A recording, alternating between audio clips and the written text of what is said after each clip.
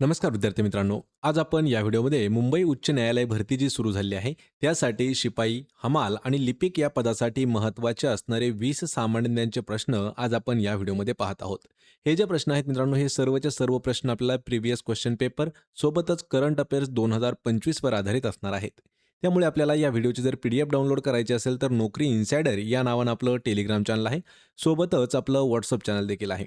दोघांच्याही लिंक्स तुम्हाला मी डिस्क्रिप्शनमध्ये दिलेल्या आहेत. त्या ठिकाणी जाऊन आपण त्यांना जॉइन करा आणि चॅनलवरती जर नवीन असाल तर लगेच आपल्या नोकरी इन्सायडर यूट्यूब चॅनलला सबस्क्राईब करून ठेवा. चला तर व्हिडिओला सुरुवात करूया. तर पहा आपला प्रश्न पहिला आहे, संसदीय शासन पद्धती कोठे विकसित झाली? मित्रांनो, प्रश्नाचं उत्तर येत असेल तर 3 ते 5 सेकंदामध्ये प्रत्येक प्रश्नाचं उत्तर आपण कमेंट करून देत राहा, म्हणजे आपलं रिव्हिजन देखील याच व्हिडिओमध्ये होऊन जाईल. काय विचारलं आपल्याला? संसदीय शासन पद्धती कोणत्या ठिकाणी विकसित झाली? आणि या प्रश्नाचं योग्य उत्तर असणार आहे ऑप्शन क्रमांक 1. तर इंग्लंड हा जो देश आहे, या देशामध्ये संसदीय शासन पद्धती जी आहे ती विकसित झाली होती. ऑप्शन क्रमांक 1 आपलं उत्तर होईल. यानंतरचा प्रश्न आहे पहा, भारतीय राज्यघटनेत कोणत्या कलमान्वये देशात आर्थिक आणीबाणी लागू करता येते? मित्रांनो, सर्वात महत्त्वाचा प्रश्न आहे. आपल्याला विचारलंय की आर्थिक आणीबाणी कोणत्या कलमानुसार लागू करता येते? राष्ट्रीय आणीबाणी वेगळं, आर्थिक आणीबाणी वेगळं, राष्ट्रपती राजवट वेगळं. लक्षात ठेवा, या ठिकाणी आपल्याला आर्थिक आणीबाणीवरती प्रश्न विचारण्यात आला आहे. आणि या प्रश्नाचं योग्य उत्तर आहे पर्याय क्रमांक 3. तर कलम 360 हे जे कलम आहे, तर या कलमानुसार देशामध्ये आपल्या आर्थिक आणीबाणी ही लागू करता येऊ शकते. पर्याय क्रमांक 3 आपलं या प्रश्नाचं उत्तर होईल. यानंतरचा प्रश्न आहे, राष्ट्रीय बालिका दिवस खालीलपैकी कोणत्या दिवशी साजरा केला जातो? मित्रांनो, हा जो प्रश्न आहे हा आपल्याला दिनविशेष वरती स्पेशल प्रश्न विचारण्यात आलेला आहे आणि या ठिकाणी हा प्रश्न आपल्याला 4 वेळापेक्षा जास्त विचारण्यात आला होता. राष्ट्रीय बालिका दिवस हा कधी साजरा केला जातो? तर या प्रश्नाचं योग्य उत्तर होईल ऑप्शन क्रमांक 1. तर 24 जानेवारी हा जो दिवस आहे, हा राष्ट्रीय बालिका दिन म्हणून साजरा केला जातो. आणि आपल्याला जागतिक दिनविशेष आणि राष्ट्रीय दिनविशेष जर पाहायचे असतील तर त्या दोघांच्याही लिंक्स मी तुम्हाला डिस्क्रिप्शनमध्ये देत आहे. ते व्हिडिओ पाहून घ्या, म्हणजे आपल्याला ज्या ज्यावेळी दिनविशेषवरती प्रश्न विचारले जातील त्या त्या ठिकाणी आपल्याला ते मदतीला नक्कीच येतील. पर्याय क्रमांक 1 आपलं या प्रश्नाचं उत्तर होईल. यानंतरचा प्रश्न आहे, इंटरनेटच्या माध्यमातून केल्या जाणाऱ्या व्यापाराला काय म्हणतात? आत्ता सध्याचं जे काळ आहे, आपण म्हणतो की इंटरनेटचं युग आहे, कम्प्युटरचं युग आहे. तर त्यामध्ये इंटरनेटद्वारेच सध्या खूप खूप लोक व्यवसाय आणि व्यापार करत आहेत. तर इंटरनेटच्या माध्यमातून केला जाणारा जो व्यवसाय आहे किंवा जो व्यापार आहे, त्याला काय म्हटलं जातं?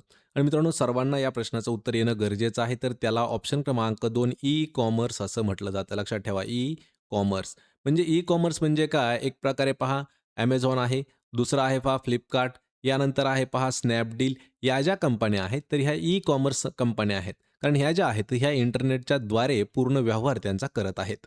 पर्याय क्रमांक 2 आपलं या प्रश्नाचं उत्तर होईल.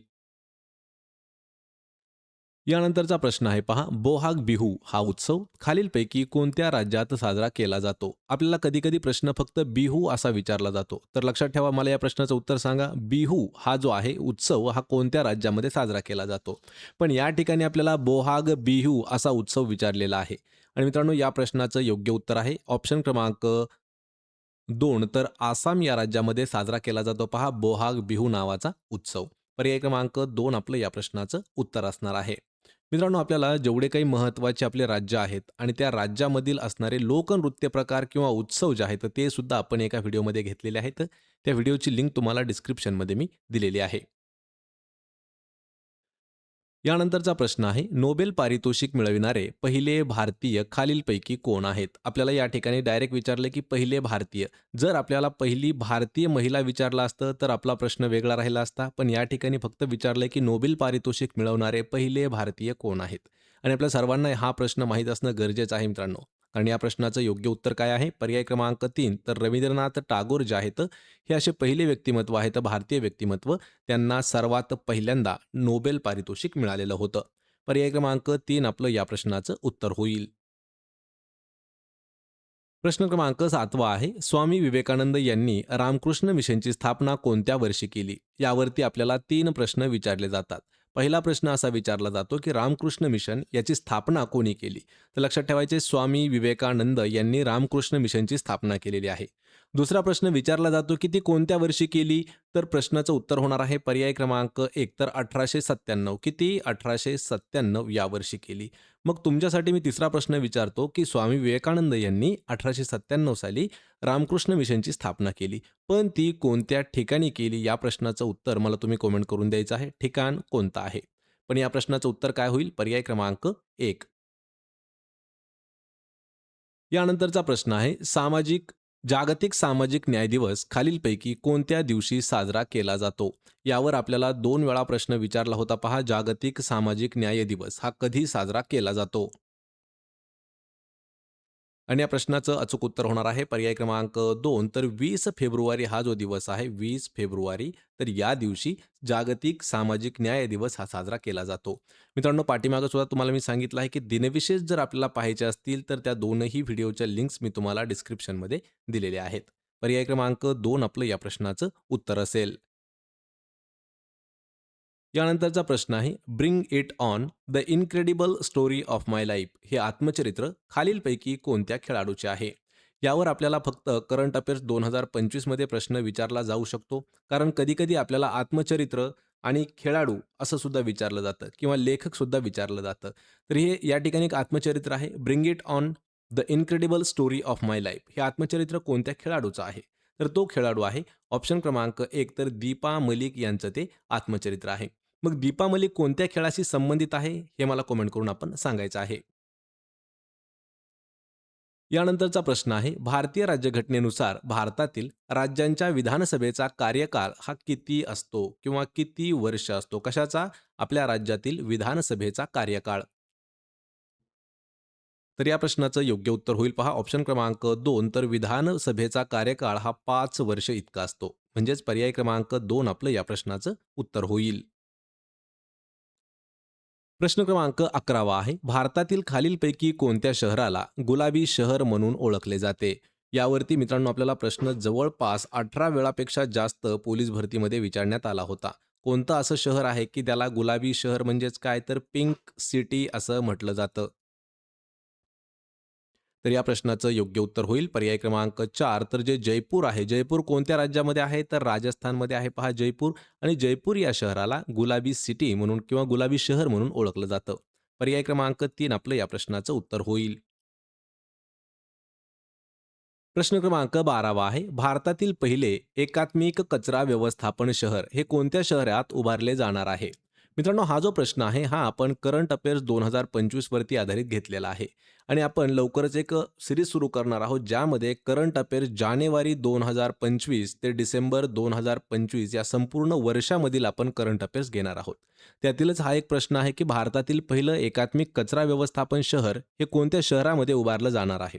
तर या प्रश्नाचं योग्य उत्तर काय असणार आहे? ऑप्शन क्रमांक 3 तर गोरखपूर या ठिकाणी ते उभारलं जात आहे. पर्याय क्रमांक 3 आपलं उत्तर होईल. प्रश्न क्रमांक 13 आहे. सर्वसाधारणपणे महाराष्ट्र विधिमंडळाचे हिवाळी अधिवेशन कोणत्या शहरात भरवले जाते?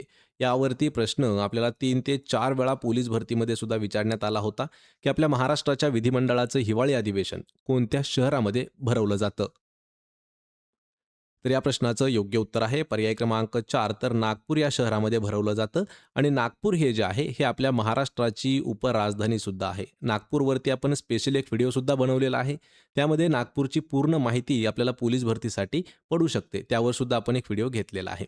नागपूर हे जे शहर आहे याला अजून ऑरेंज सिटी असं सुद्धा म्हटलं जातं. ऑरेंज सिटी लक्षात ठेवायचे, संत्र्यांचं शहर. पर्याय क्रमांक 4 आपलं या प्रश्नाचं उत्तर होईल. प्रश्न क्रमांक 14 आहे. दी प्रॉब्लेम ऑफ रुपी हा प्रबंध खालीलपैकी कोणी लिहिलेला आहे? आपल्याला खूप वेळा पुस्तकं आणि त्यांची लेखक यावरती प्रश्न विचारला जातो. पुस्तक आणि लेखक त्यावरच हा एक प्रश्न आहे पहा. द प्रॉब्लेम ऑफ रुपी हा पुस्तक किंवा हा जो प्रबंध आहे हा कोणाचा आहे? या प्रश्नाचं अचूक उत्तर होईल पर्याय क्रमांक 2 तर डॉक्टर भीमराव आंबेडकर म्हणजेच डॉक्टर बाबासाहेब आंबेडकर यांचा हा ग्रंथ आहे पहा प्रॉब्लेम ऑफ रुपी. यांचे अजून 2-3 ग्रंथ आहेत तर ते सुद्धा तुम्हाला मी डिटेल्समध्ये सांगणार आहे. पर्याय क्रमांक 2 आपलं या प्रश्नाचं उत्तर होईल. प्रश्न क्रमांक 15 आहे. भारतीय राज्यघटनेतील व्यापार स्वातंत्र्याची संकल्पना कोठून घेण्यात आलेली आहे? यावर सुद्धा प्रश्न आपल्याला 1 ते 2 वेळा विचारण्यात आलेला आहे आणि हा प्रश्न मित्रांनो एम-पी-एस-सी प्रीमध्ये सुद्धा विचारण्यात आला होता आणि जी आपली तलाठी भरती 2013 मध्ये झाली त्यामध्ये सुद्धा हा प्रश्न विचारण्यात आलेला होता. राज्यघटनेतील व्यापार स्वातंत्र्याची संकल्पना कोठून घेण्यात आलेली आहे? आणि या प्रश्नाचं अचूक उत्तर होईल पर्याय क्रमांक 3 तर ऑस्ट्रेलिया या देशातून व्यापार स्वातंत्र्याची संकल्पना जी आहे ती घेतली गेली. पर्याय 3 आपलं या प्रश्नाचं उत्तर होईल.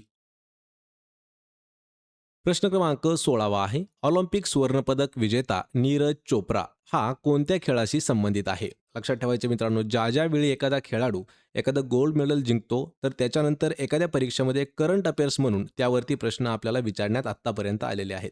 त्यातीलच हे एक सुवर्णपदक म्हणजे गोल्ड मेडलिस्ट आहेत पहा, नीरज चोप्रा ज्यांनी ऑलिम्पिकमध्ये सुवर्णपदक जिंकलं होतं. ते कोणत्या खेळाशी संबंधित आहेत?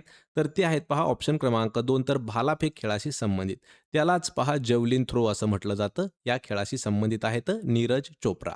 पर्याय क्रमांक 2 आपलं या प्रश्नाचं उत्तर होईल. यानंतरचा प्रश्न आहे, कथकली नृत्य प्रकार कोणत्या राज्याचा शास्त्रीय नृत्य प्रकार आहे? यावरती आपण राज्य आणि त्यांचं फेमस असणारं नृत्य जे आहे यावर सुद्धा डिटेल्समध्ये व्हिडिओ घेतले होते. या प्रश्नाचं योग्य उत्तर असणार आहे ऑप्शन क्रमांक 3 तर केरळ या राज्याचं शास्त्रीय नृत्य आहे पहा कथकली. पर्याय 1 आपलं या प्रश्नाचं उत्तर आहे.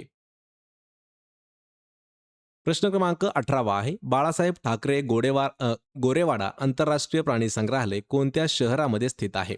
आपल्याला यापूर्वी एक प्रश्न विचारला होता. पोलीस भरतीमध्ये विचारलेला आहे प्रश्न आणि त्यामध्ये जशास तसा हा प्रश्न विचारला होता. बाळासाहेब ठाकरे गोरेवाडा आंतरराष्ट्रीय प्राणी संग्रहालय हे कोणत्या शहरामध्ये स्थित आहे? आणि ते शहर आहे ऑप्शन क्रमांक 2 तर नागपूर या शहरामध्ये ते स्थित आहे. पर्याय क्रमांक 2 आपलं या प्रश्नाचं उत्तर होईल. प्रश्न क्रमांक 19 आहे. नंदुरबार येथे कोणता विद्यार्थी स्वतंत्र आंदोलनात गोळीबारात हुतात्मा झाला होता?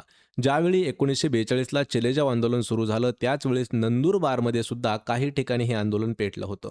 त्यातीलच नंदुरबार या शहरातील एक असा विद्यार्थी होता की त्यांनी स्वातंत्र्य लढ्यामध्ये त्याला गोळीबारात अ, म्हणजे इंग्रजांनी त्याला गोळी मारली होती आणि ते शहीद झाले होते.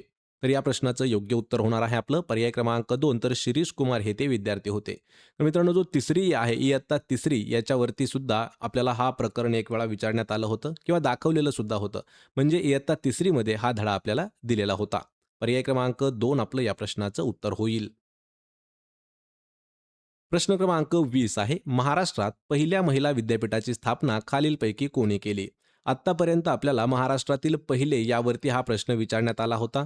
यामुळे हा प्रश्न थोडासा इम्पॉर्टंट आहे.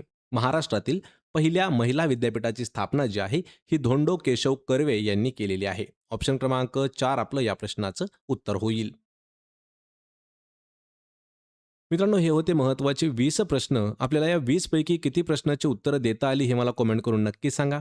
आणि व्हिडिओ जर आवडला तर व्हिडिओला आपल्या लाईक करा, मित्रामध्ये व्हिडिओ शेअर करा आणि आपल्या नोकरी इन्सायडर या यूट्यूब चॅनलला सबस्क्राईब करून ठेवा. प्रत्येक व्हिडिओची PDF अगदी फ्रीमध्ये जर डाउनलोड करायची असेल तर आपलं टेलिग्राम चॅनल आहे नोकरी इन्सायडर या नावानं. त्याचीही लिंक तुम्हाला मी डिस्क्रिप्शनमध्ये दिलेली आहे. आपण भेटूया पुढच्या एका अशाच नवीन व्हिडिओमध्ये. तोपर्यंत जय हिंद, जय महाराष्ट्र.